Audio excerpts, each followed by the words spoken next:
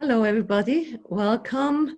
Just as a reminder, Paul Gerhard is our communications officer. Any question you have, just go to the chat room, write it to Paul Gerhard directly.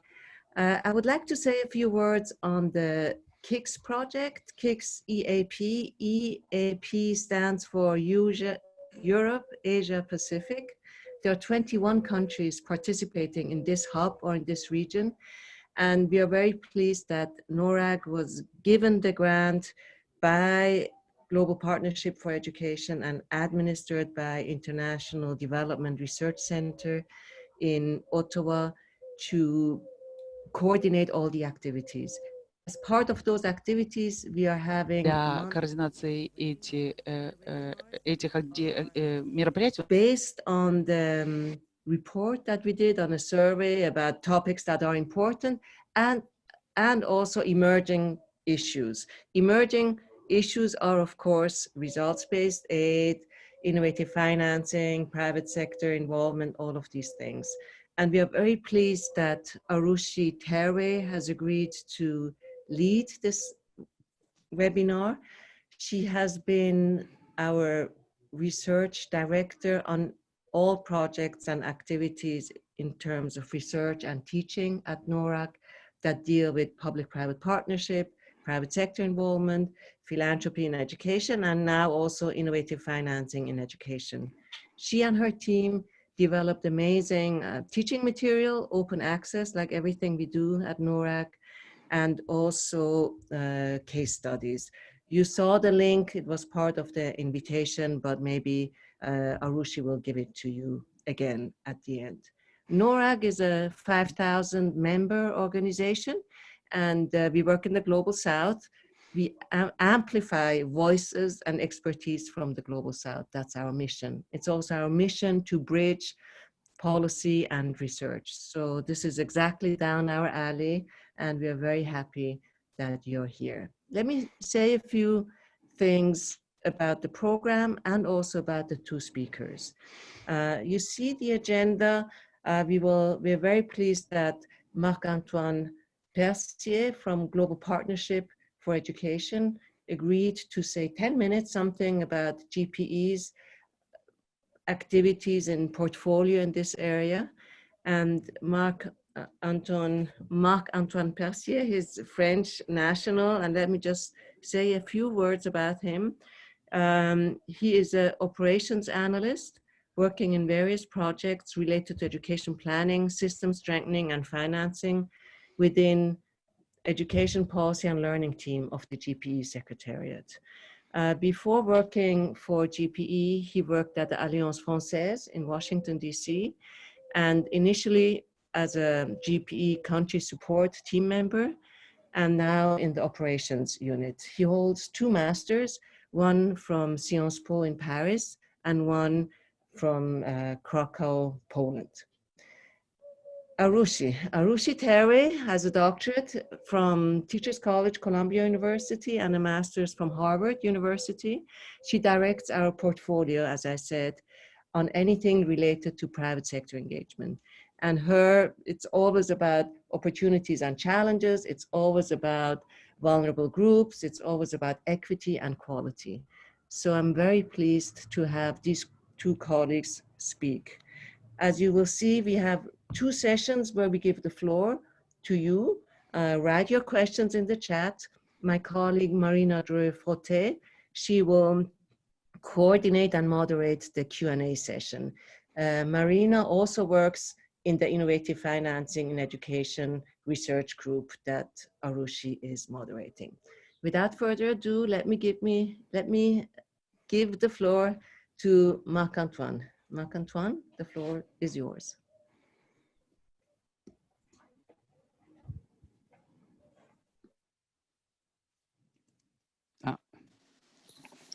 Apologies, I was on mute still. Hello everyone, so my name is Marc-Antoine Percier and I work at the GP Secretariat specifically on issues of education financing. So I wanted to thank you, the NORAG team, for inviting me to this KICS EAP webinar and to speak about the potential of innovative financing solution for education. So before we introduce and talk about the concept of innovating financing, I wanted to resituate the issues. Сказать несколько слов об этом вопросе по инновационному финансированию в образовании. So what do we see and where we are? Итак, что мы видим и где мы находимся? Я и думаю, что это не преувеличение, что Largest shock to the global education system in its modern history. And financing for education is caught in the crosshairs of a global health pandemic and one of the worst economic recessions since World War II.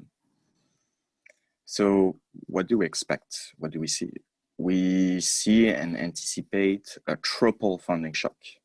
Triple funding shock would mean declining national budgets in overall, but also those dedicated to education, reduced donor funding or shift of priorities, and many households are pushed further into poverty.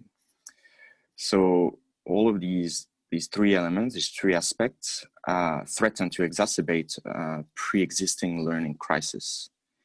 And this further exacerbation of the learning crisis may drive countries further off track to achieve the sustainable development goals, and particularly the SDG 4 on education. устойчивого достижения Analytical work conducted by the World Bank estimated that the pandemic could reduce planned increase in education spending in 2020 versus pre-crisis projection.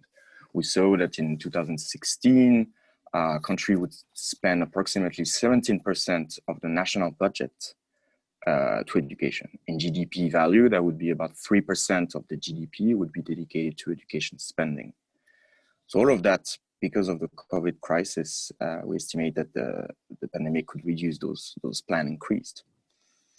And our immediate priority for us, GPE, but for the partnership and for the international education community must be to safeguard education spending in the face of a potentially severe fiscal and economic crisis in developing countries. So education financing and domestic financing is at the core of GP.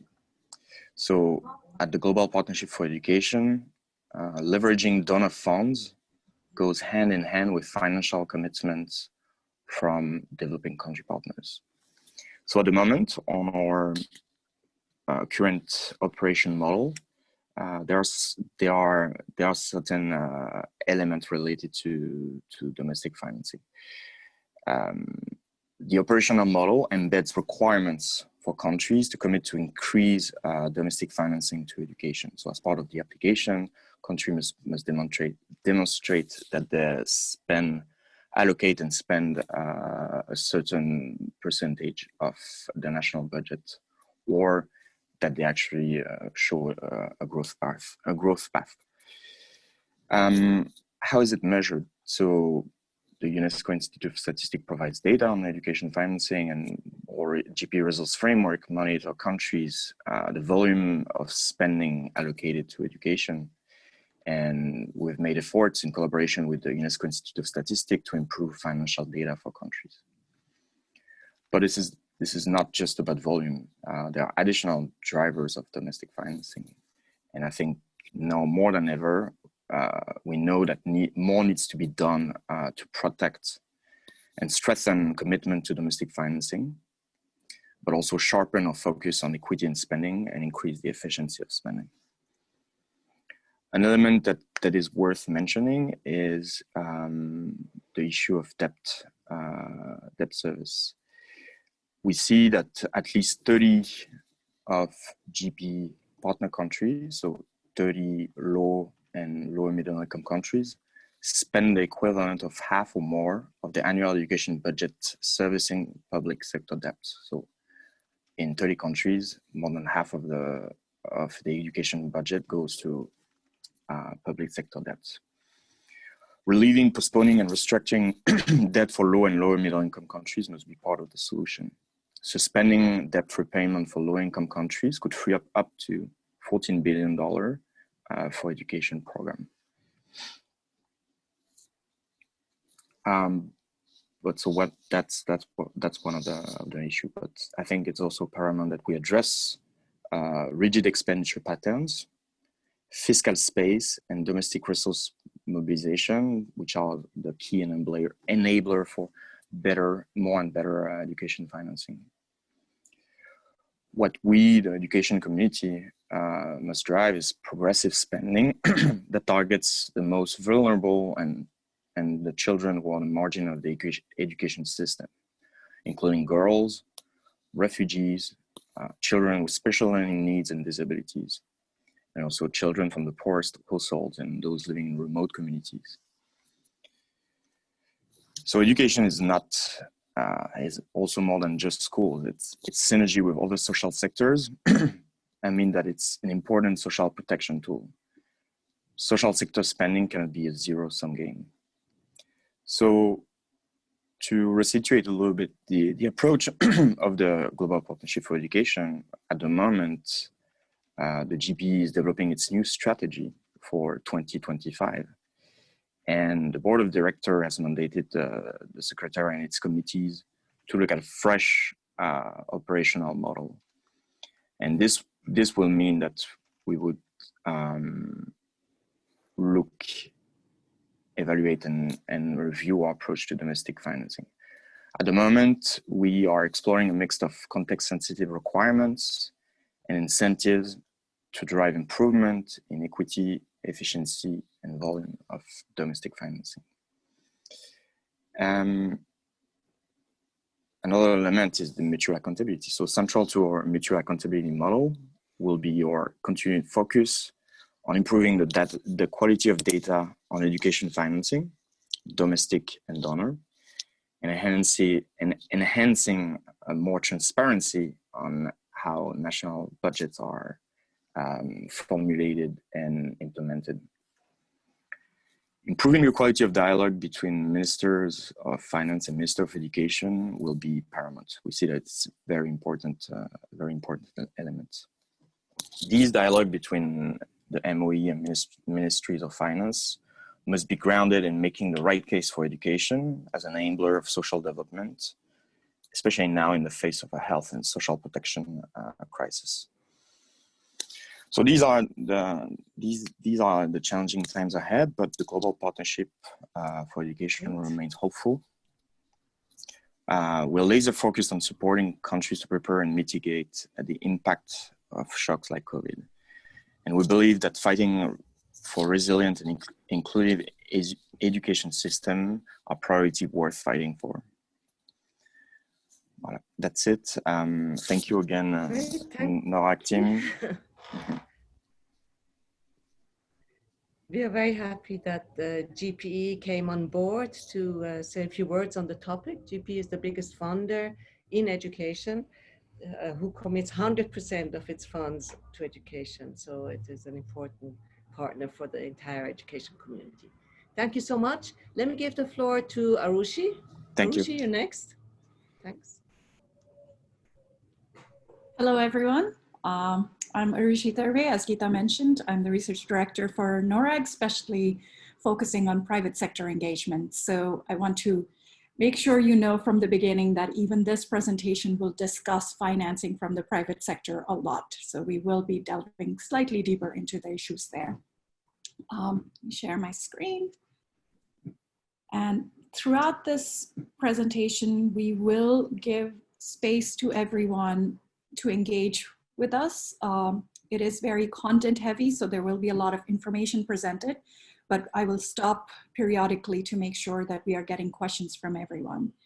And what I will, sorry, I just realized I'm also going to start a poll that you can be filling out throughout the first part of the presentation. And we will share the responses from the poll soon.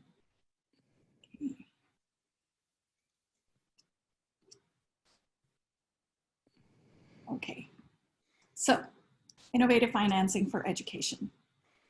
Today, the goal is to help understand what we mean by innovative financing for education, and then to really get into different mechanisms and descriptions of these mechanisms, some that have already been tried in the education sector and some that are proposed or about to start. So I just want to expose everyone to the whole variation of innovative financing mechanisms. I'm not going to cover everything, but I've tried to handpick some of the cases and some examples that I believe would be relevant to the EAP group here in the KICS Hub itself. I just realized an issue with the poll. It blocks the screen. So I'm going to pause the poll for now and put it back on in a few minutes. Okay, I will relaunch it in a few minutes. Okay. Sorry. So what do we mean by innovative financing? What exactly is it? So the basic definition that we use at NORAG, this is based on the research we've been doing for the past 2-3 years and collecting information from all the different sources and how they define innovative financing. We've narrowed down the definition to basically saying that it's about creative financial structures to move money from sources, groups that want to give money to education and groups that want to use the money for education. So it's somehow making some creative arrangements that incentivizes the two groups to use that funding, to move that funding from one place to the other in an effective and efficient manner. Why do we want something like that? The goal here is to raise additional funds from existing and new sources of funding for education. This is what it means. Oops, sorry. So if you think about all of SDG funding, education gets some portion of it. What we are trying to do with innovative financing is to increase the whole amount of money that's available for SDGs, and then within that, increase the money that is available to education itself. So that's goal number one, bring in more money. Goal number two there is to maximize the efficiency and effectiveness of the funds that are there. So we reduce the wastage that happens when we implement education sector programs. So really make sure that all the money we have is being used to reach the results that we want in education. So that's, in a nutshell, everything is covered by that. So over the last 2 years, we've been doing a lot of research on what literature already says about innovative financing, and then about what the experience has been within the education sector here. And what we realized was that when we talk about innovative financing, we first need to understand what traditional financing itself is. So why is it that we need more money in education?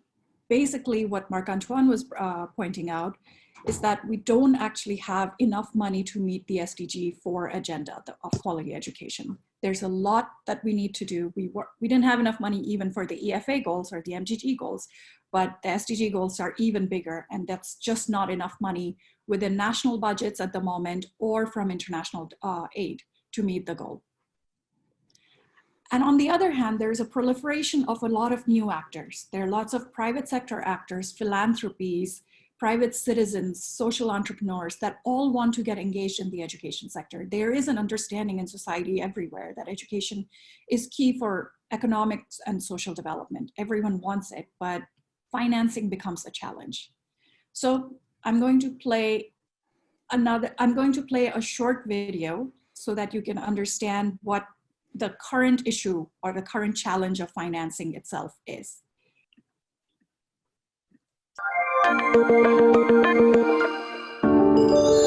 Global leaders have committed to very ambitious targets for the education sector to be achieved by the year 2030.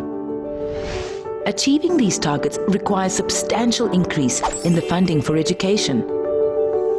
But how is education financed? Within the education sector, funds are needed for a range of policies and activities. Operate the education system. Improve quality of education. Для обеспечения того, чтобы качественное образование дошло до всех детей, всех групп, обоих полов, всех национальностей. Religion, or location, or physical and learning abilities. In most developing and developed countries, school education receives a majority of its funding from the government. But where does the government get these funds?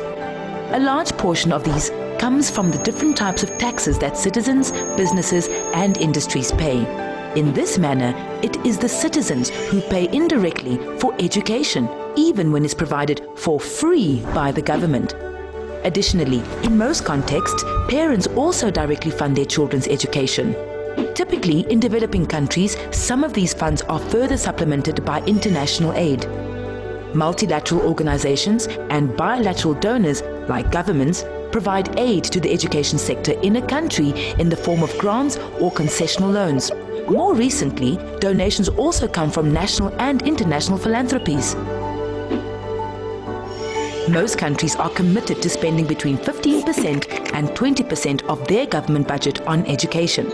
However, this has not been a reality in most countries. The global average is still below 15% and has remained that way for the last decade. On the other hand, it is encouraging to see that as a proportion of the national GDP, government expenditure on education has been steadily increasing.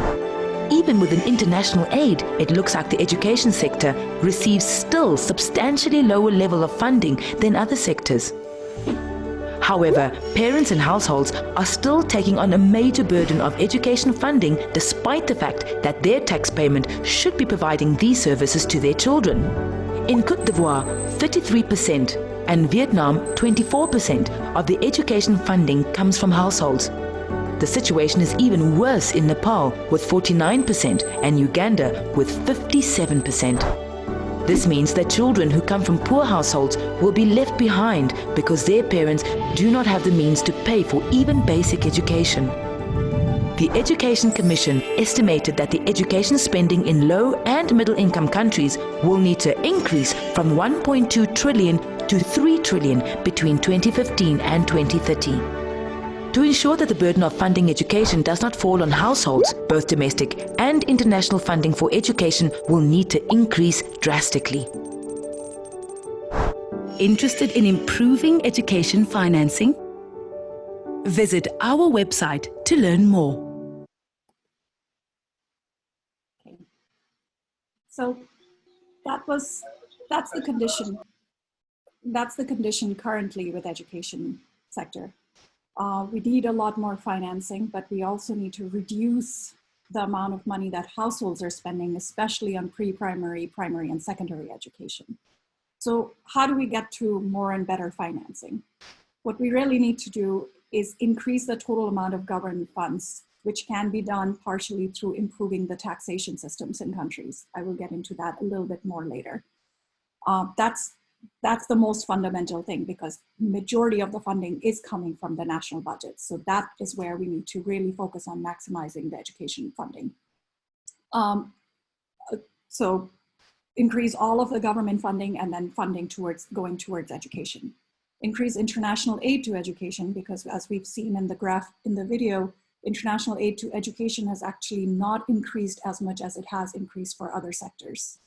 We need to better utilize international and local philanthropies. There are lots of local philanthropies that are popping up in many emerging economies that do want to invest in education within the country, but it needs to be slightly better aligned with education sector plans and what the national government wants to do with education.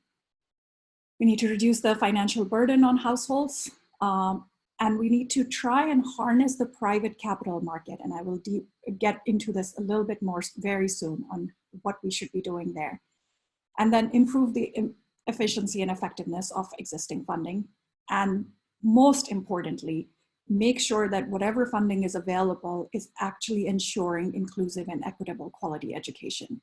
Because a lot of the funding could go to the cream of the crop, the richest people, and we will leave a lot of the populations behind. So we need to actively ensure that we are reaching everyone.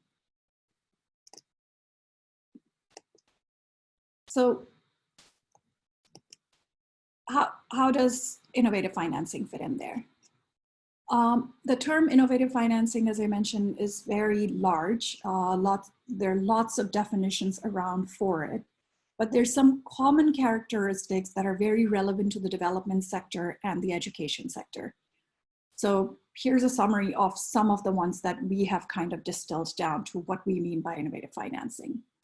So as I said, they're creative structures that will enable attracting new actors or existing actors to new contexts or markets. So suppose one type of donor is mostly giving funding to one country or one sector of education, let's say higher education, somehow creating a structure, a financial structure, so they would be giving it to other countries that are more in need or other sectors like primary education or secondary education. So creating some kind of a structure like that. We can also modify the existing modalities that are there, the grants and concessional loans that lots of bilateral and multilateral donors are giving. We could modify them in some ways to improve the efficiency and effectiveness of the projects. This often involves results-based financing. A lot of the innovative financing programs that are becoming super popular right now involve results-based financing, where funding is only given when a project actually reaches its results. So there are structures built in to ensure that projects are actually getting to the outcomes. These mechanisms would enable participation from new actors and somehow relocating or distributing the risk of failure of a project to multiple actors. So it's not just the government who takes up all the risks of a project failing. It would be the private sector or the donor. So it's kind of this risk sharing between multiple stakeholders. And then with that comes collaboration between public and private sectors. So a lot of this is about blended financing, where we're mixing the money and the efforts from both the public side and the private side. And often that involves either raising money from the private capital market or engaging private sector service provider to deliver educational services. This does not mean that we are saying that it's all about private schools, but there are lots of educational services like textbook production, education technology, software production, things like that, where private sector can be getting engaged. And a lot of these mechanisms can allow for that engagement to happen. So why private sector? That's where I said in the beginning that we will be focusing on this a little bit more, because a lot of the education financing, especially in basic education, currently comes from the public sector or the household. В настоящее время в основном все финансирование поступает от государственного сектора, но частный сектор все больше заинтересован. Есть очень известная цитата Милтона Фридмана, известного экономиста, что бизнес – это бизнес. То есть идея в том, что бизнес все больше заинтересован в вовлечении, что conscious and do want to engage in social development and sustainable development for sure. So what's happening is that businesses are becoming more socially conscious, and they're trying to improve their business practices that at least do no harm. So here's some data on what's been happening. 4 out of the 10 of the world's largest companies reference SDGs in their corporate reporting. So they are focusing on SDGs. They're investing in social impact. So their money, that the assets that they manage, they're actually putting that into companies that already go for sustainable development goals. And then the whole education sector itself is actually seen as a profitable industry.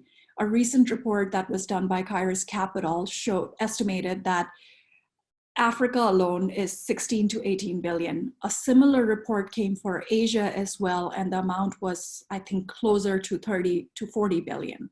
So the education industry itself is really big, and private sector is interested in getting into it. And then on the other hand, there is a lot of money that is sitting in the private global market.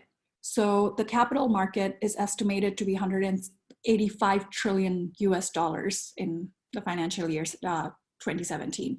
If the education sector can get even a tiny little bit of it, that will really help fill that 1.8 trillion gap that we have for SDG 4. What we can do is blend in public sector funding, whether it's donor funding or national government funding, with these private sector funding. And a recent trend is that the blended finance is actually growing by 20% every year. whereas official development assistance, international aid, has been only growing by 3.4%. So there's potential there. A word of caution in there is that a lot of the private investment that comes in this blended finance format where private investors partner up with public investors are really going into higher middle income countries. They're not really going into the low middle income countries. But it is possible to move some of that private sector money into the upper middle income countries or low middle income countries and use the public funds for the low income countries when it comes to ODA. So at the moment, a lot of this blended finance, the private capital, typically goes to infrastructure projects. They don't go to education. But packaging the education sector and repackaging certain elements of the education structure, education sector may actually attract some of this money over to the education sector. So there's potential for that. But what we need to be aware of when engaging with the private sector here is that government and private businesses have different rationales for engaging.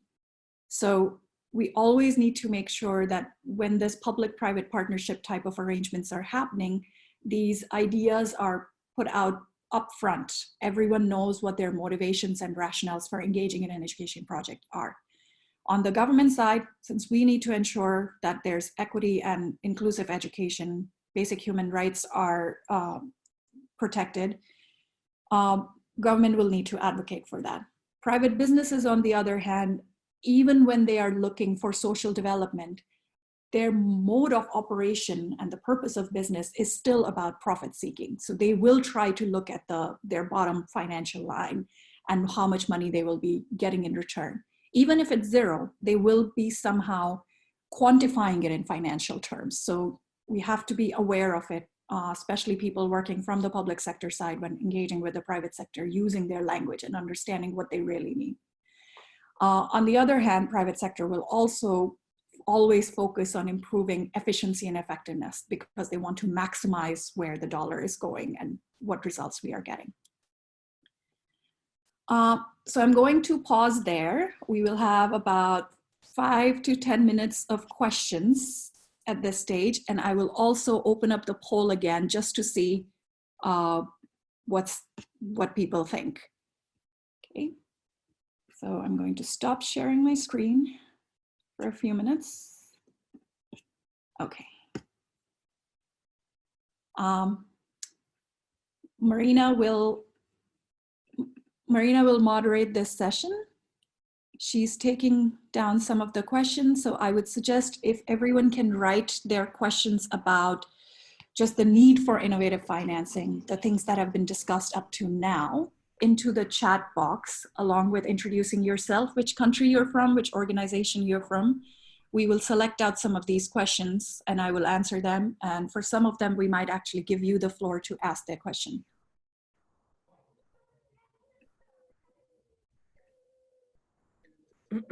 Marina, are you ready to let Arushi know the questions that came up? I saw there was one from so Nepal. We received a comment from Nepal. Can you hear me?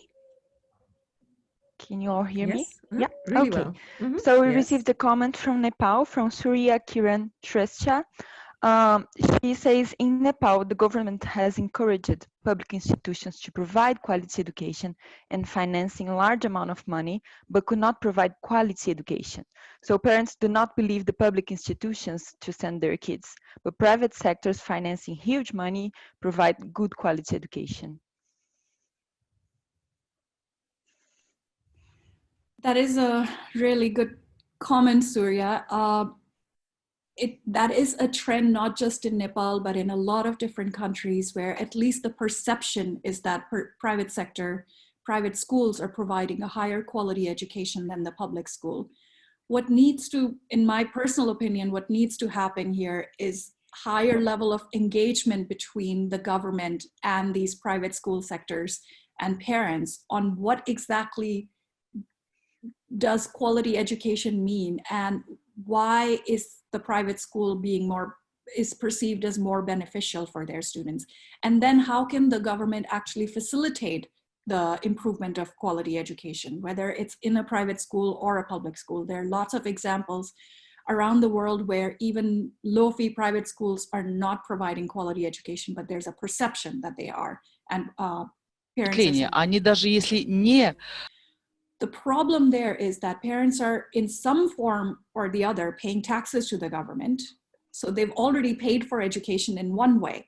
And then on top of that, they're paying fees to the private schools to access further education. So in the video, you might have seen that the National Education Accounts data showed that in Nepal, around 47% of the education funding is actually coming from parents. So households, when you calculate out the cost of education, households are actually contributing about 41%, or I think it's 47%, it's one of those. That's a very high amount. We should be trying, the governments should be trying to figure out how to decrease that while maintaining the quality of the education. And I think related to that, Rushi, we also received a question from Dr. Fatih Aktas from Turkey, teaching fellow at the University of Edinburgh. And he wonders if it's not too risky for private sector to invest in education as they are more profit driven. And also wonders if there is any innovation in public finance, including tax reforms. Absolutely. So let me answer the first question. Yes, it is risky to engage private sector in education because we don't always know the motives. So when we engage with them and there's an open dialogue on why they're getting engaged or why they want to invest in education, and start actually having the dialogue of what that profit margin is and what they're trying to achieve with that on the education outcomes side of things, there is a possibility to reduce that risk. One of the things that can happen on the private sector side is funding innovation. There's very high risk for the government to fund innovations. Private sector, on the other hand, expect that they might be able to make a lot of money if, suppose, I'm just going to give an example of an educational technology software. If a social entrepreneur develops an education technology software, the early stages of it are too risky for the government. It could fail really badly. However, the private sector is much more interested in investing in something like that because they know that once that technology is developed and it actually is producing results, there will be a lot of people there to buy it, whether it's the government that buys it from that social entrepreneur or parents directly buy it from them. There's a huge margin of profit. So we can allow the private sector to make that investment in them in the early phases, and then the government could potentially buy it at a lower rate from the private sector and still allow them to sell it to others. So there are ways to share that risk. I'm trying to remember the second question. Yes, tax reform. There are examples of tax reforms in many different countries. One of the most concrete examples that comes to my mind is in India, where there was an earmark tax. It's changed in recent years, but there was an earmark tax on income for everyone, where 2% of your income tax directly went into the education sector for the government. So people they were happy paying that 2% because it was such a small amount and they could directly see it impacting their child's education. So they knew concretely where their tax was being used. So the whole tax reform was actually very successful. It wasn't expected, but it happened. So I think there are lessons that we can learn from different countries in there. Okay, next. Okay, so I will now ask maybe one Natya. last. Yeah, I will now ask Natya Prashivli from Georgia to make her question orally. I think it's really related to what we were speaking about, Arushi. Natya, would you be able to make your question to Arushi?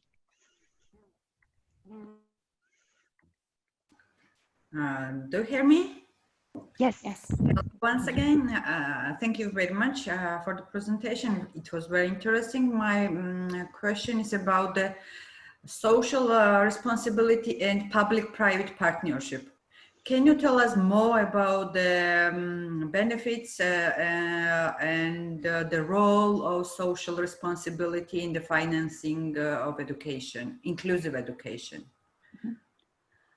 So there are actually two, if I'm understanding you right, there are almost two questions in there. Yes. One is about the role of public-private partnership itself and how public-private partnership can benefit the social responsibility Okay. and inclusive education projects. Yes. Okay. So I'm potentially in a minority about the term public-private partnership at this stage in education. So usually in non-education sectors, infrastructure, energy, things like that, the term public-private partnership is a lot clearer, where a government entity signs some kind of a contract with a private entity, whether to finance a project or to deliver the project. Whereas in education, we've kind of expanded the term a lot more. Anything where a public entity and a private entity are coming together for the same goal is considered public-private partnership. There are lots of ways to do it, and it's just too flexible. So there's one example of public-private partnership in Liberia, and I think we do have somebody from there, and if they can explain it better, it would be great. But in Liberia, their government tried out this program where they contracted out a few private providers to provide education for free at the primary level for a few years. So they took over the management of schools, certain schools. And it was a big experiment to see if having a private provider have the full freedom to run the school would improve learning outcomes. And in some cases it did, and in some cases it didn't. So it really depends on case by case on what the motivation and what the model of that private provider is that will make it successful. On the other hand, what is missing often is the legal part of it. So where the public sector is really weak is often in designing those contracts to ensure that that risk of public-private partnership, both on the results and on the finances, are actually shared in true terms. So there needs to be a lot of legal expertise that exists on the government side to really negotiate a contract where the private sector is incentivized to provide this. I'm going to provide one example from Nepal on this. In Nepal, there's a results-based financing program where the government is just financing a bunch of social entrepreneurs to provide employment training. And they've incentivized it where the providers need to make sure that the students actually get jobs afterwards. So they don't get the full payment until students actually get the job. And then there's another layer of incentivizing where they get extra money if they're training more women and if they're training more populations from minority groups. So there are incentives built in, but that's a huge legal contract that needs to be done on the government side. So it's possible, you just have to have experts evaluating that.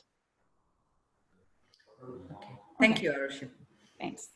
I'm going to... Arushi, I think you need to move on. Mm-hmm. Yes, so I'm going to actually, before going on to the next set of the presentations where we discuss specific mechanisms, I'm going to share the poll results with you.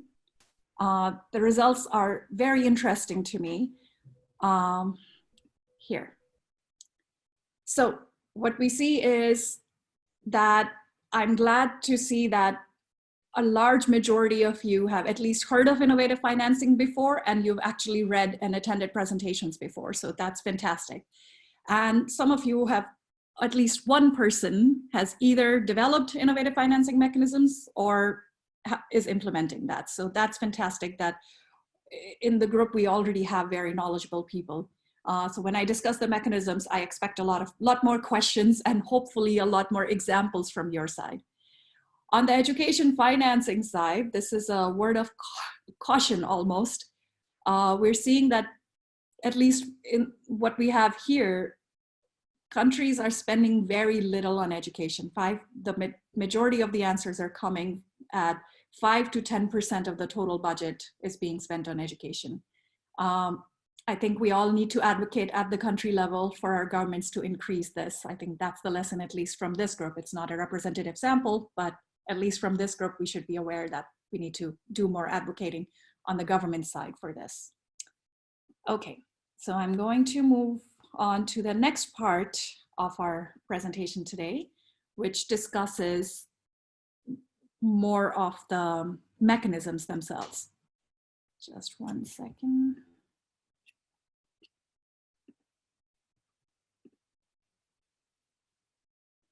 Okay, so innovative financing mechanisms are not exclusive to any one stakeholder group. Anyone can use it. And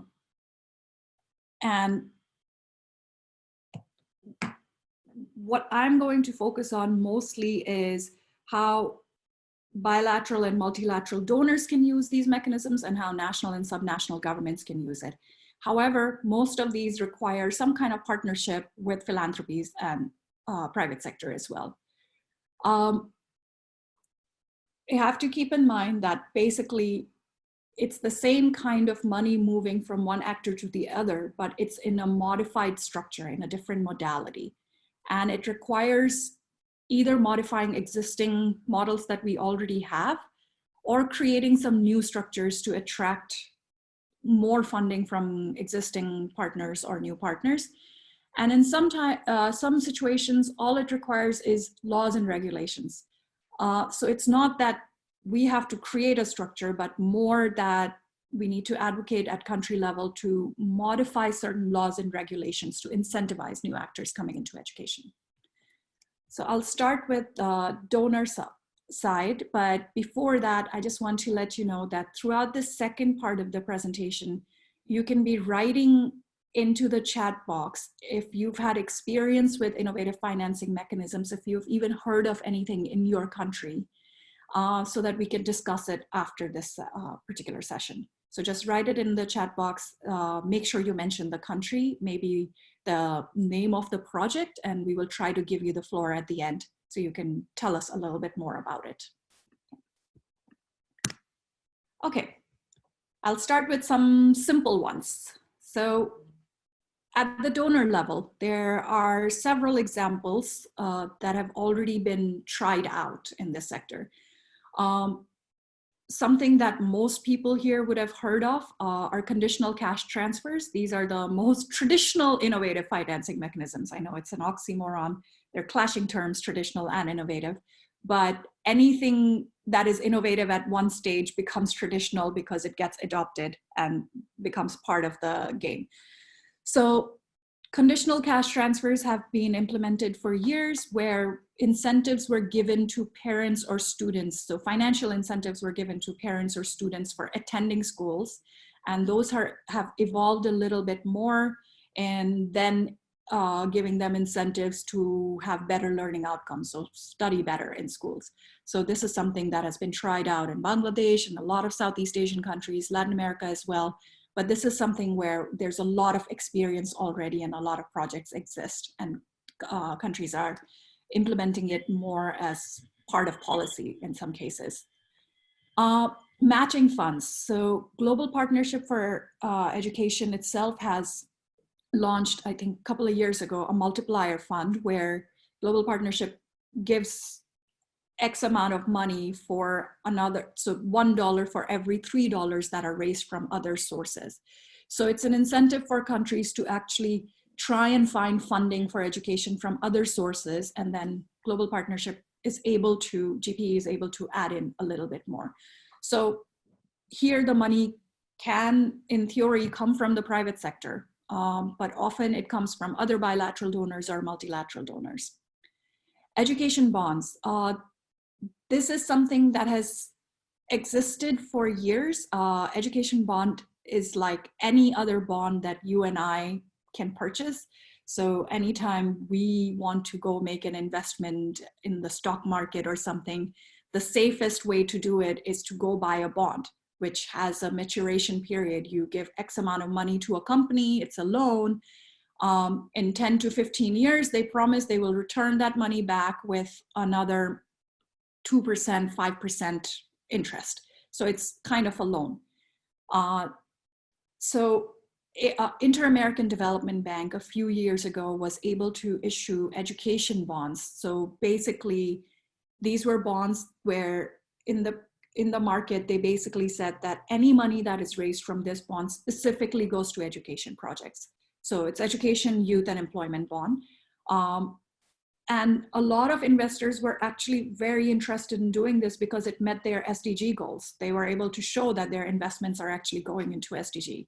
So they were very successful in raising this bond. And what they did was IADB collected this money and then they gave out the funding as concessional loans to Latin American countries. Then another old one that has existed for a while are debt swaps. The idea behind this is really to reduce the debt burden. So something Marc-Antoine was talking about earlier, that a lot of the budget... Вид финансирования это по погашению долгов. То есть, когда есть, например, страны есть долг, и он покрывается за счет выделения на образование. То есть, когда доноры, например, либо двусторонние или благотворительные доноры, многосторонние доноры, то есть они покупают этот долг и говорят стране, то есть они могут заплатить, и эти средства будут направлены на образовательные программы. I have a video about this as well that might explain it a little bit better. So I'm going to play that right now. And let's make sure that this time the sound is working. Yes, it should.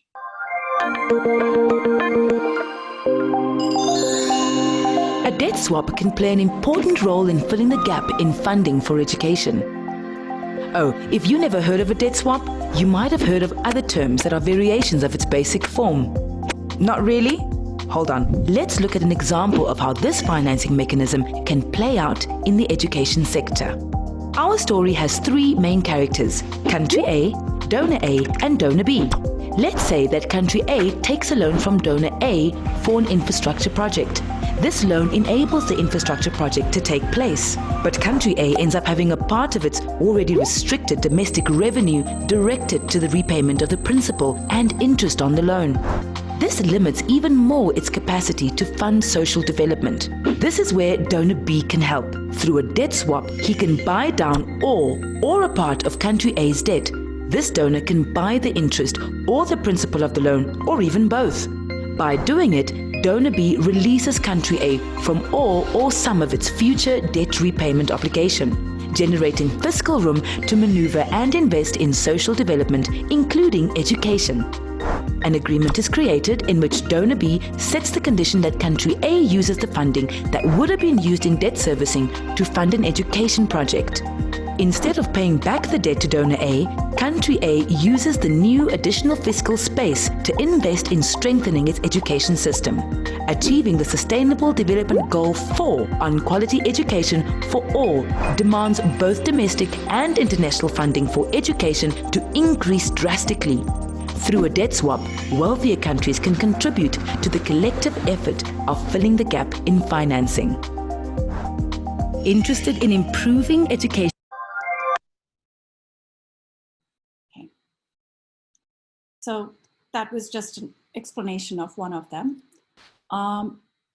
So a debt swap, a successful one, was done in the mid-2000s between Spain and a bunch of Latin American countries. There were some successes, some failures. So it was about, I think, sorry, I'm going to go back. Yeah, so it was Peru, El Salvador, Argentina, Ecuador, Nicaragua, Paraguay, and Bolivia. And there's some literature about it. You can actually go to our website on the cases, and there's a case study on this itself, explaining how the swap actually worked, what was really happening, and then where it was successful and where it wasn't. Okay. Other programs that exist, basic results-based financing program that the World Bank has been implementing in many sectors. And there we actually have a case study on Tanzania, where basically the World Bank project pays the government of Tanzania after it has actually achieved some of the results. So there are pre-existing indicators that the World Bank and government of Tanzania have agreed upon. And as the country actually reaches those results, the money is released. If they don't reach the results, the money is never paid. So you can read about that particular program on our website as well.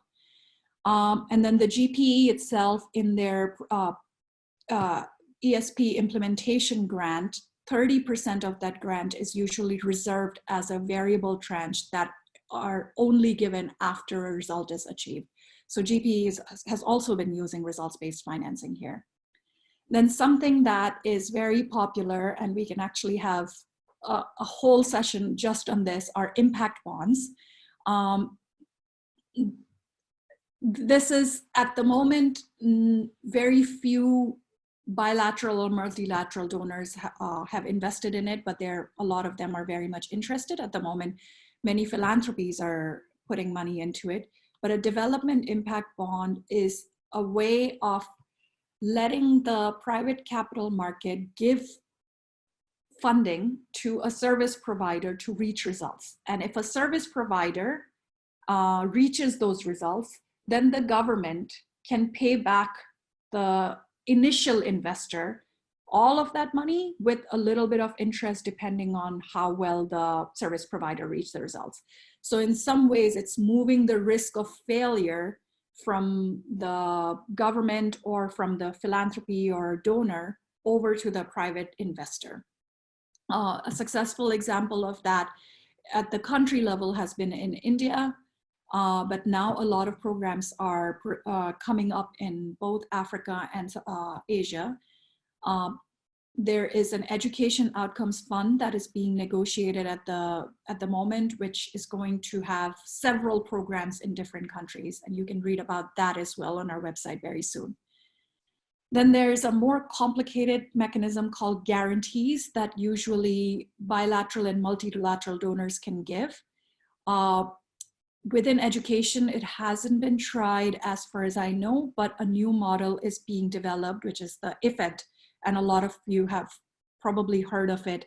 It's the International Financing Facility for Education, where there will be a combination of guarantee and a grant. A guarantee is basically a way for a bilateral donor to promise that if something fails and there's no money left, then the bilateral donor will pay for something. So just because the bilateral donor or the multilateral donor has the reputation of having the money and actually having good management and being able to pay their lenders back, projects can use that, leverage that to be able to get funding from private sector, where private sector is not always sure that an unknown entity will actually be able to pay money back. So a guarantee from a multilateral, bilateral organization can be used. We have an explanation of the slightly more complicated model of IFED on our website, and Paul has actually shared the link earlier on the web in the chat box, but I will give you the website at the end of this presentation as well. And the links were also in the registration. There are several other mechanisms that are just proposed concepts. They haven't been tried out, but I want to introduce those here because they might actually be relevant in your country and you might be able to take it forward. There's a proposal for disaster risk insurance. The idea here is that, and this would have been extremely helpful in the COVID situation, basically whenever there's a natural disaster or a war or something that kind of crumbles the education system. So if there's an earthquake or something else, there could be a way to insure the countries, put some kind of an insurance scheme so that they can get the money back. I will show a video on this very soon that will explain it a little bit better. Then impact bonds, because impact bonds are becoming so popular, there are ideas that there should be some kind of pooled funding where multiple impact bonds can be given out. The idea here is basically that it will lower the transaction cost, that there should be a whole system to give out funding only through impact bonds, and the transaction costs will be reduced. Then there's something called a advanced market commitment. I'm actually going to skip over that one, but there's a video about it on our website as well that you can look at later. I'm just trying to keep an eye on time. We do want to share questions from you later. But here's a quick video on disaster risk insurance, which you may want to think about implementing in your country.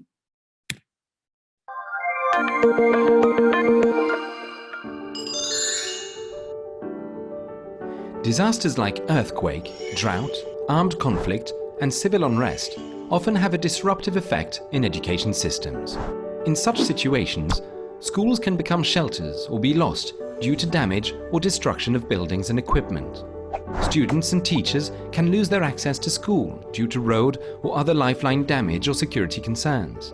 An insurance, like your parametric disaster insurance, can provide relief to education systems by quickly mobilizing funds to respond to immediate needs during a humanitarian crisis. Let's see how this can work.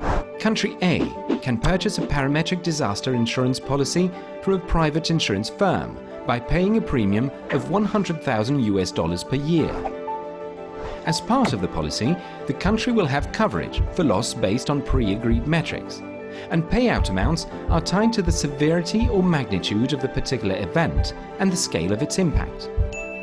For example, if country A has an earthquake with a Richter magnitude of 7.0, it would trigger the insurance company to pay out $2 million to the country immediately for rehabilitating its education sector. Because of the parametric nature, a lengthy damage evaluation process from the insurance company is avoided, and instead the insured country can access the funds quickly. Donors like DFID, SDC, World Bank, GPE, African Development Bank, or philanthropies can also have a role in creating an ecosystem for disaster risk insurance.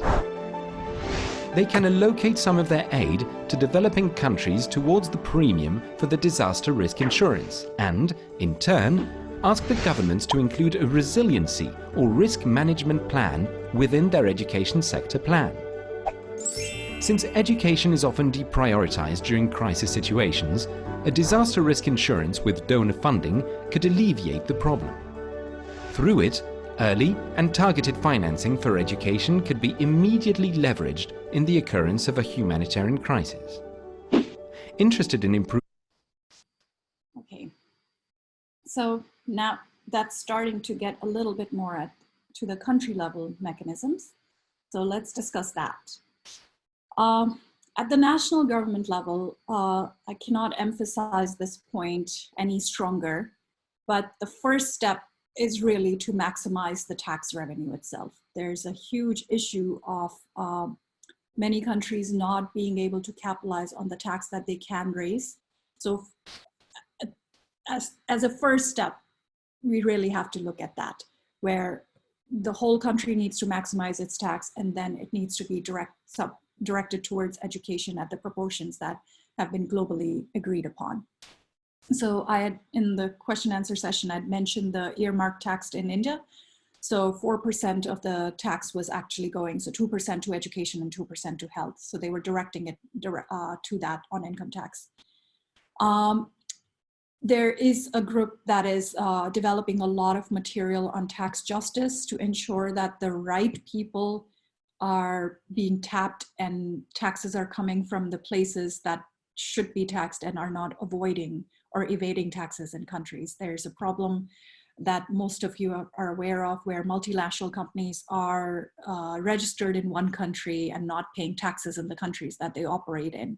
So something like that needs to be fixed a lot more, so that the economy that's happening in the country is actually tapping into the money that should be going into the taxes. Then another thing that has existed for a very long time but is becoming more popular and is showing some evidence in education is directing corporate social responsibility funds towards education. Corporate social responsibility in general is when a company dedicates some of its profit over towards doing social programs. So they could set up a philanthropy, a trust, or something like that, and give out grants to social programs.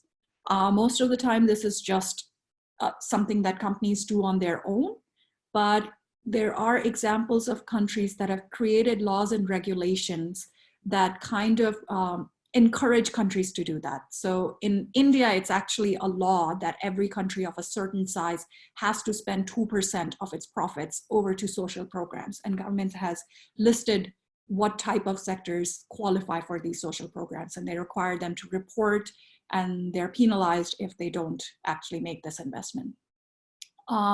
The case of South Africa is slightly different, where the laws and regulations more incentivize companies to do this rather than mandate them.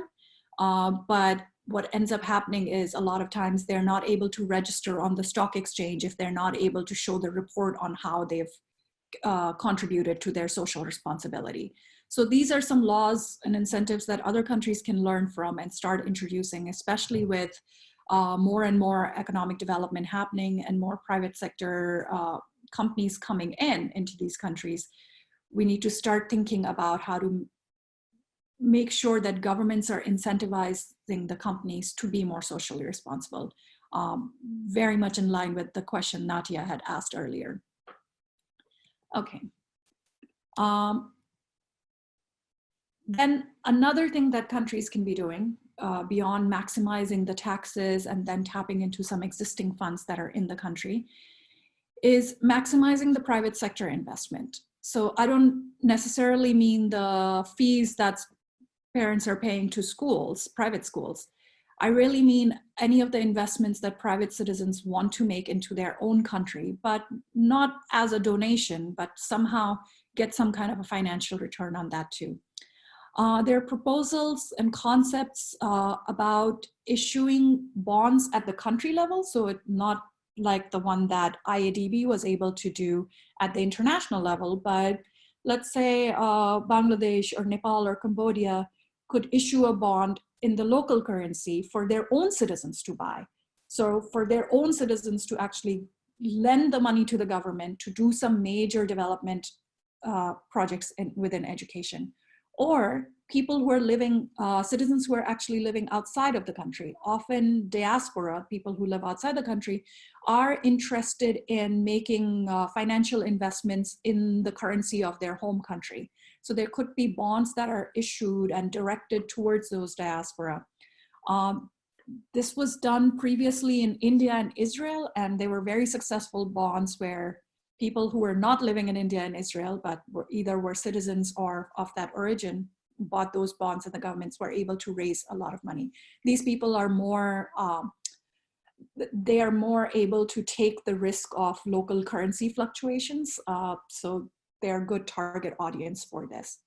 And what this kind of a thing does is, it is a loan. It has to be serviced back. So it does increase the debt that the country is in. However, this kind of debt is able to... Может быть, это увеличивает долг, но такого рода долг и на самом деле... New schools, setting up a new higher education center, things like that, that requires a lot of money right up front. And then we know that it will actually, that kind of education and that kind of training will probably improve the economy of the country, which will mean revenues are going to get better and the debt can be serviced later on. They need to be designed very carefully, but it's possible.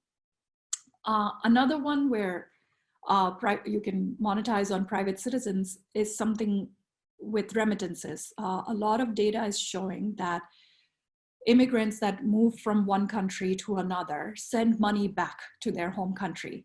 And a lot of that money is actually being used for education. They often send it back either for their own children's education or for their cousins, nieces, and nephews. And that is happening in an informal way. Governments can look into incentivizing it in some way where there's some kind of a subsidy or a tax relief or something if that money is spent on education in the country. So making sure that we could move it from, like, say, 40% of that money being used for education to maybe 55% of it being used for education. So creating some kind of incentives there. There's no need for borrowing money from anywhere. It's already coming in. It's just increasing that little bit more. Then there's something called income contingent loans. So this is, again, this is for higher education usually, where student loans are taken to go attend university. In many countries, it's the government providing the loan. In some countries, it's the private sector banks providing the loans. But if the government is providing the loans, a big issue that is coming up is even when a student goes to the university, they either don't finish or they don't come, when they come out, they don't actually have a job that pays high enough to actually pay back the whole loan. So a system that was introduced actually in Australia, but is now implemented in a lot of countries, is to create a system where the student doesn't have to pay the loan back right away, but they only pay it back when they reach a certain income level. So once they reach that income level, then they start paying the loan back. So this reduces the loan default program, which means the government saves a lot of lost money. So when students never pay the loan back, that's sunk money that cannot be used anywhere. But this will improve the chances of the student actually paying the money back once they have employment. So introducing a program like that, there's a lot of literature on this. So if anyone wants to learn more, we can send you more documents other than what we already have on the website. And then coming back to the private actors.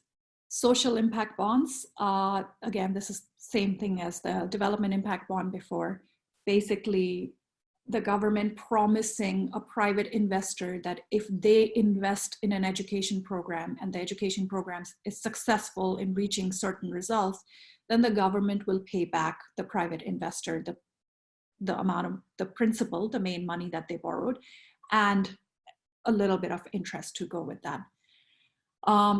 This actually helps the government in two ways. One, they don't waste money on failed programs. And two, it allows you to defer the costs of those programs in initial years. So you only start actually paying for it in maybe year 2, year 3 or something. So in your year 1, you haven't actually invested in the program, but the program is already going on. So it helps you defer the budget costs. Then there's something called income share agreements, and I will show you a video on that very quickly, but it is also a student financing program. So basically giving money to students to go for higher education. And the idea behind that is that the government doesn't have to give the money. They can actually create systems for private banks to be able to do that. This will require changing up some of the laws and regulations in the country. So here again, the risk of losing the money, of a student defaulting and paying or something, is moved over to the private sector. And government does not have to invest as much money in higher education, that level, and that money can be freed up to go towards pre-primary education, primary and secondary education. And then governments can start potentially subsidizing microfinance and impact investing. I will show a video on microfinance later, but I'll explain impact investing very quickly here. It's a large term, but basically it's private sector investors wanting to put money into programs that have some kind of a social outcome. Their motivation is usually to get some kind of a social outcome, so some social development happening, but they also want their money back. So they want some kind of a financial return at the end of it. So there are lots and lots of different ways of doing it. We have a couple of examples on our website, and there are a few more case studies coming up on this that you should be looking out for. But for now, what I will do is give you a quick example of potential microfinancing program.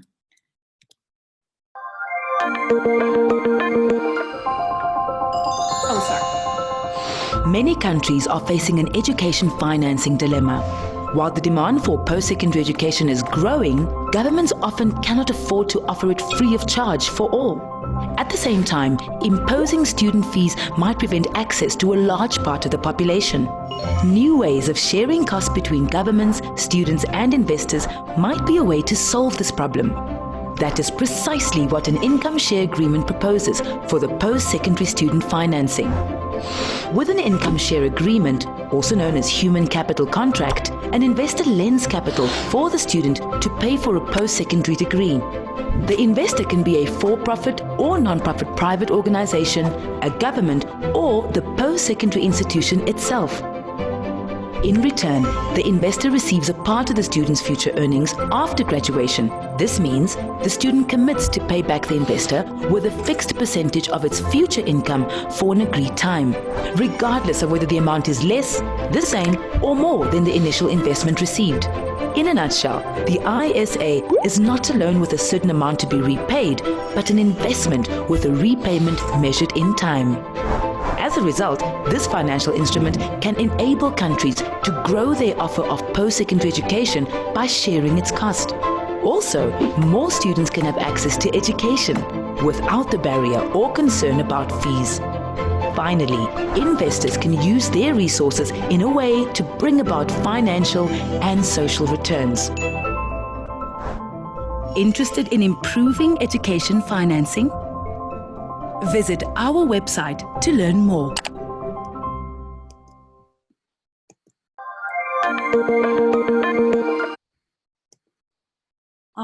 In the interest of time, I'm actually going to skip one video, but I will give you the link for it. It's all on our website on microfinance. I just want to start wrapping up to give you some key takeaways from this presentation and open it up for questions. So what we've been discussing mostly is that there is potential for innovative financing to improve education financing. So it can bring in additional funds from new sources. It has in some cases, but we don't have the calculations exactly on how much it is. It can allow for at least upfront capital. Even when mechanisms are about borrowing money, it can at least give you upfront capital for private investors rather than bilateral and multilateral donors under concessional loans. It opens up a whole new market to allow for that. Some of the mechanisms can help you defer the payments for education sector to a later date. So projects can start happening, but the government doesn't have to pay for it right away. It will pay for it at a later stage. And then it allows for a hybrid system where both public and private sector can be engaged.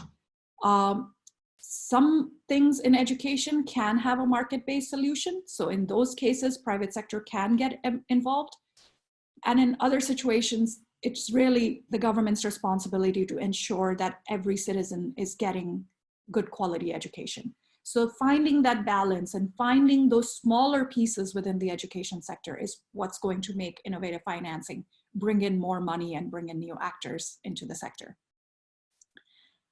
But along with that, I would say we should proceed with optimistic caution. There's potential for it, but there are things that always have to be kept in mind before engaging in these types of models. Trying any mechanism, one has to be very clear about what is the problem that the mechanism will solve. So it's not about hearing about an interesting mechanism and just applying it. It really has to be about what is the exact problem in that country, in that context that the mechanism can solve. So let's not run for the solution, but really look at the problem.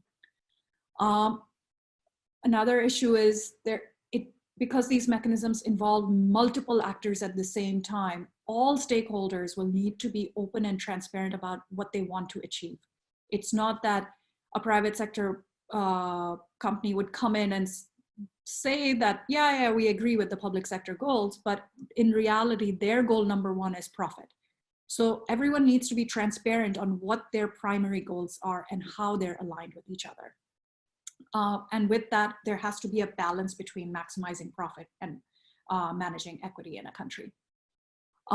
This all requires a lot of expertise for all the people who are on the negotiating table. You have to look at the context, and everyone needs to be able to speak the same language with each other, which is one of the main reasons that NORAG is involved in developing educational material and doing research in this area, because we want to bring all the sides together and give everyone a shared language to use on this. So education sector people, we will need to understand finance a lot better. And for finance people, they'll need to understand the challenges and goals and aims of education sector a lot better. And then both sides will need legal expertise to really figure out the financial regulations of the country, because they are very strict and sometimes don't actually allow for a lot of these mechanisms to function. And then this cannot be stressed more. There's always need for a lot more data and research.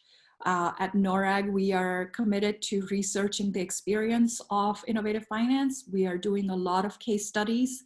Wherever we find something where a mechanism has been tried, we try to talk to all the stakeholders about their experience on how, both the design and the implementation of the mechanisms. So if you have ideas to do more research, please reach out to us, and we try to make all of this information publicly available to everyone.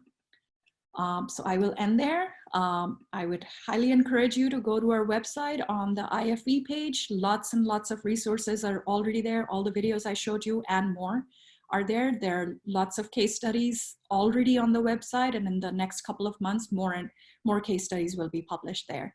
And there's an extensive literature review that's on the website as well for you to learn about what data and what empirical research already exists on innovative finance. So I will end there. Thank you. Okay. And I'm going to hand it back to Marina for questions. Okay, sure. So we received during the session a first question from Katarina Jake from Switzerland, and she asks if we know any examples of innovative financing in Tibet. Yes, actually we do. There's a case study coming on it very soon. So in Tibet, there's a program that is implemented by Helvetas, which is actually a Swiss organization in Nepal. And we have a case study coming in about it being implemented in Ethiopia.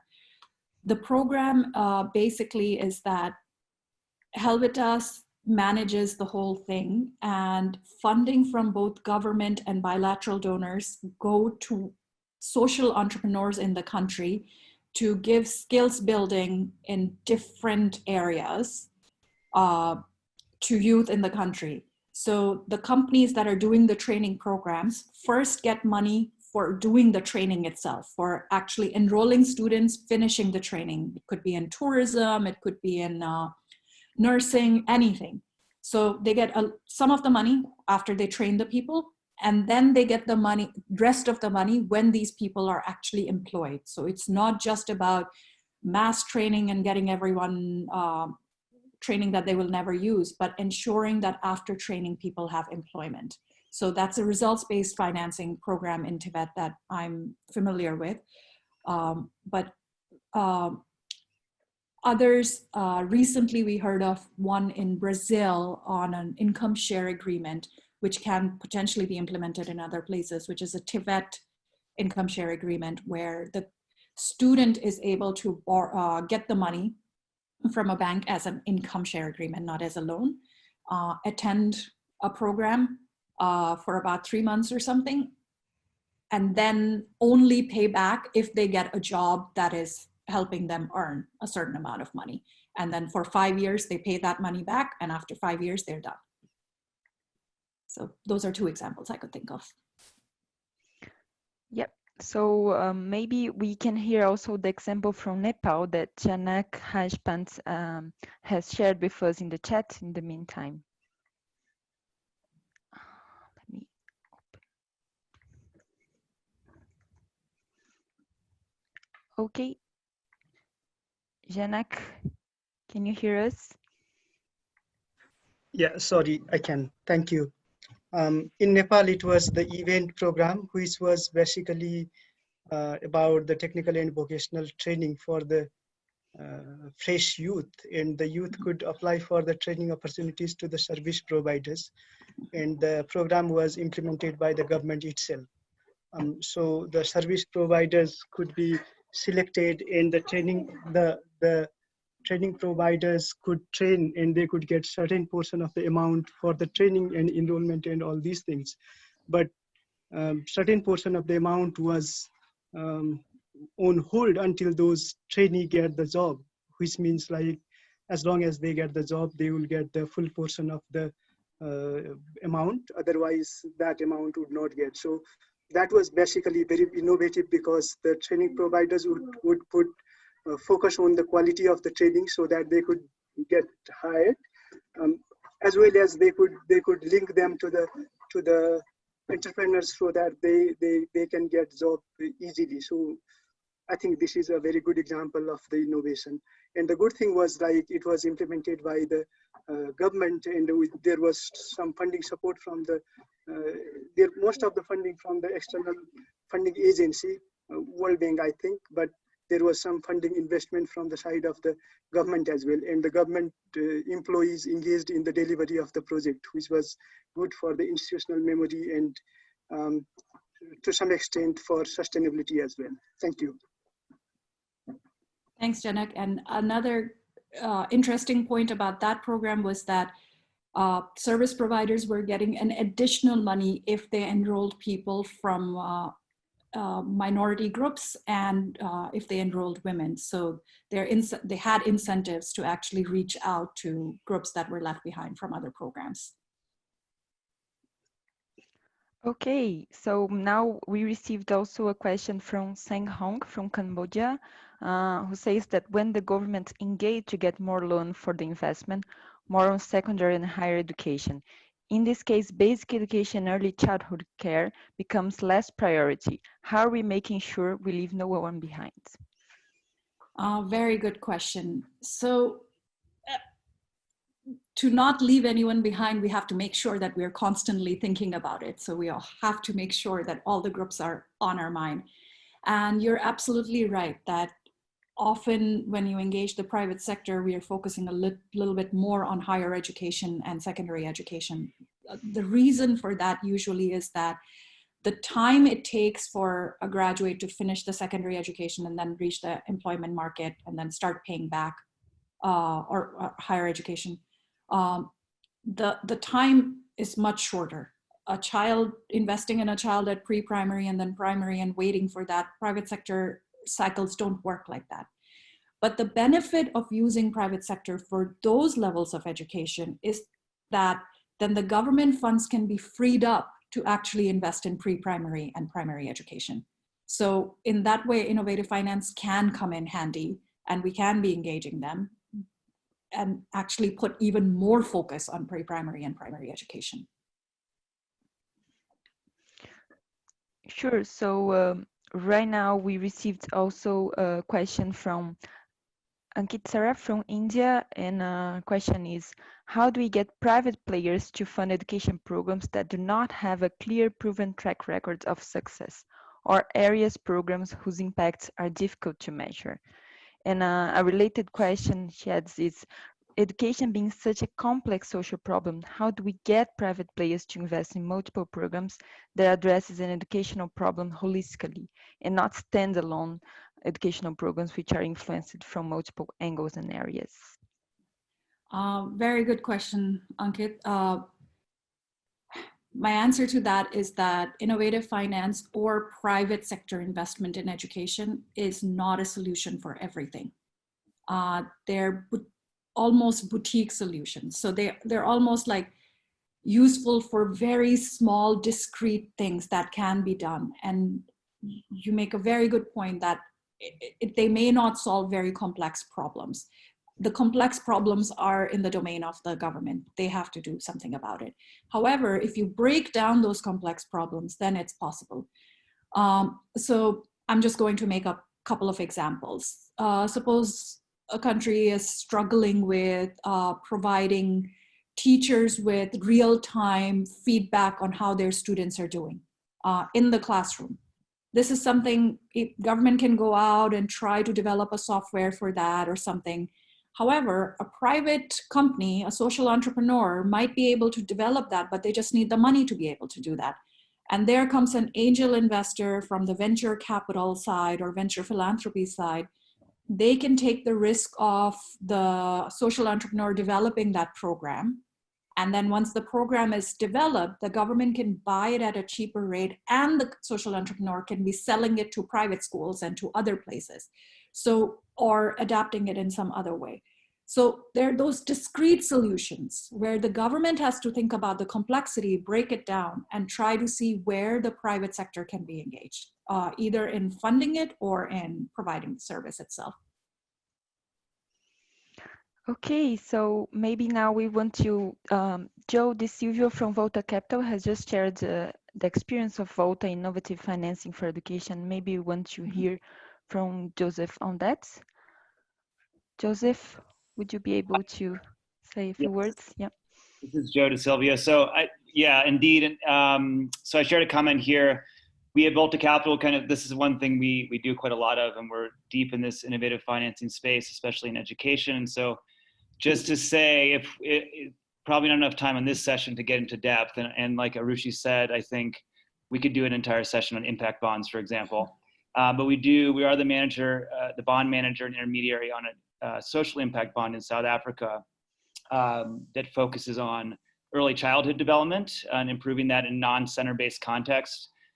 We've actually been operating now for almost 3 years, and we're almost done with the first round of this and looking forward to doing a scaled up version. And so that's been an interesting example of exactly what you're talking about, of bringing together outcome funders, which are the government, in this case, of the Western Cape province of South Africa, plus a private charitable trust as outcome funders, and then having the upfront funding coming from investors in the private sector. So a lot of interesting learnings there. And on all this, just to say, I'd be happy to contribute to a case study if that would be useful. I think all the ones you have up on your website are very interesting already. And so that's one. And then the other is in Kenya, we operate a social revolving fund that gets to some of the points you were making about income contingent loans and income sharing agreements. And so what we do there is offer affordable loans to low and middle income students, as well as training to help improve that linkage to employment. And we're now in the second year of that one. But another one that would be happy to discuss more in depth if people have questions, or on another call potentially going forward, or as part of a case study. But thanks again. This has been a really, really interesting and quite comprehensive overview. So thanks. Thank you, Joe. I should just let you know that we are in the middle of doing a case study on the South Africa Social Impact Bond with University of Cape Town. So they are already in touch with Volta, conducting the case study. Hopefully in the next 2 months, it will be published on our website. Great, wonderful.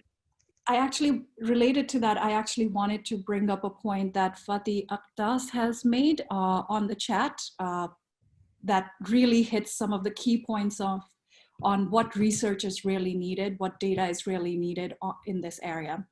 Fatih says, I wonder that, is there any evidence regarding the effectiveness of innovative financing for education? Also, I wonder that even if innovative financing for education is not about privatization, it adopts private management techniques to fund education. And how could that have an impact on education policies? May lead to more narrow or instrumental focus on education. These are some big research questions that we are attempting to grapple with at NORAG. So the question on the effectiveness part of it. So individual programs by design, because most of them are some kind of a results-based program, actually have some kind of study built in to measure the impact, the effectiveness of the program itself, because a lot of times the payments are triggered by that. So individual programs on their own, individual mechanisms, we can say something about it. But as a whole, this whole area, this whole idea of trying to bring in these creative structures into education, we don't know what the effectiveness of that as a whole is on the education outcomes, or even on how much additional money is actually coming into the sector. This is a big research project that we would like to undertake. So this is a big research question that needs to be answered at this point. And your issue about how innovative financing is not just about privatization. Some of it might be privatization, but a lot of it is about bringing in those private sector practices, business principles, management principles. And the idea is, we don't have the evidence for it yet, is that that is what makes these types of mechanisms more effective. We don't know the answer to that. Individual projects have it, but as a whole, whether any of the mechanisms, the design of the mechanism itself lends to it, or if it's just that particular project, we don't have the answer to that yet. But I encourage everyone to get engaged in this type of research so we do find out what the reality is and we can start implementing the lessons learned in our countries. Yes. I think we are over way over time, so I'm. Yes, so we'll have very brief closing remarks. My name is José Luís Canelhas, and I am the KICS EAP Hub Manager. I have to thank Marc-Antoine from Global Partnership for Education and our main speaker, Arushi Terway, for such an insightful learning session. My appreciation also to all participants for their positive engagement, for their interest, and also to our Russian language interpreter who has been working hard in the background, Elita Azankulova. Of course, our appreciation goes to Global Partnership for Education and the International Development Research Center from Canada, who make this KICS project a reality. We will share the recording as well as the resources published by NORAG on the topic of innovative financing for education, including a systematic literature review and case studies of the implementation of innovative financing in diverse contexts in our website. So our journey does not stop today, it is just starting. We have a set of webinars planned, and I kindly ask Paul if he can share the programs of our upcoming webinars. So in the last week of September, we will have Sina Mosaev, who is Chief Creative Officer at Aero, with the exciting topic of designing with people for people in education, an introduction to design thinking and human-centered design methodologies. In the last week of October, we will have the Australian Council for Educational Research partnering with us on the topic of using data to improve learning, engaging with policy and reform. Finally, in the last week of November, we will have UNESCO Bangkok partnering with us on curriculum implementation, competency-based learning, and the alignment of curriculum, pedagogy, and assessment. We look forward to working with you all in building knowledge and innovation exchange. And this is the end of our session today. All participants are invited to fill our evaluation survey. The link has been shared now in the chat, and also we will share it by email with all participants, alongside with our contact details. Thank you very much, and we look forward to seeing you in the upcoming activity. Thank you.